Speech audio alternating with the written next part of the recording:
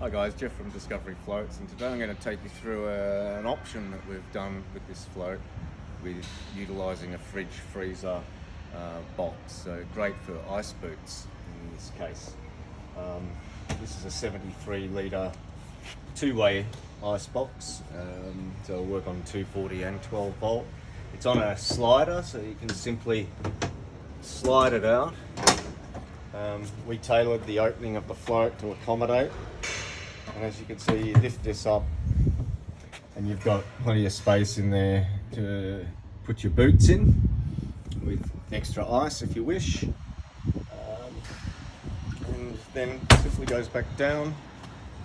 The slider system, very easy to use, especially for just one person if you're out and about, so great option. And you know, if you're thinking of any other options that you'd like to do, then you know, we're certainly in the market to doing those sort of things. So happy to tailor make anything pretty much.